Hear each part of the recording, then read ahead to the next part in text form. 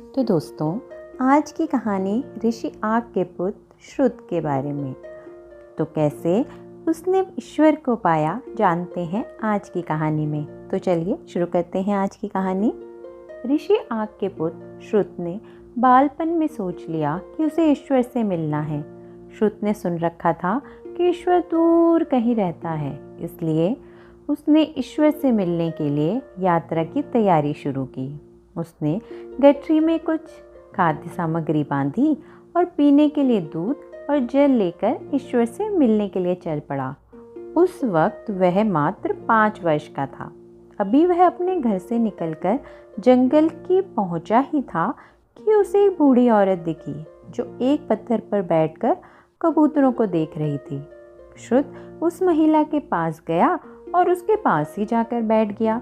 कुछ देर बाद उसे भूख लगी तो उसने अपनी गठरी खोली और उसमें रखा खाना खाने लगा और दूध पीने लगा।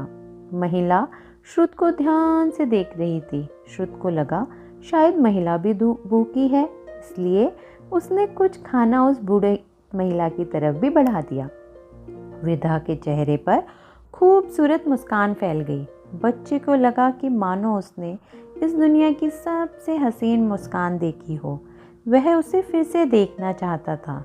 उसने फिर एक एक करके सारी चीज़ें उसकी तरह बढ़ा दी।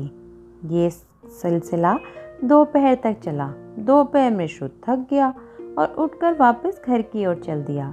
घर पहुंचकर उसने दरवाज़ा खटखटाया। माँ ने दरवाज़ा खोलकर उससे पूछा कि तुम इतने खुश क्यों हो? श्रुत ने कहा कि आज वह ईश्वर से मिलकर आया है और उसकी मुस्कान दुनिया की सबसे खूबसूरत मुस्कान है। श्रुत के चेहरे पर आई अच्छी सी और प्यारी सी मुस्कान देखकर उसकी माँ बहुत आश्चर्यचकित थी। दूसरी ओर वृद्धा भी अपने घर देर से पहुंची तो बेटे ने माँ से पूछा, माँ इतनी देर से क्यों आई? माँ ने कहा, आज मेरी मुलाकात ईश्वर से हुई। वह मेरी उम्मीद से काफ़ी छोटी उम्र का है।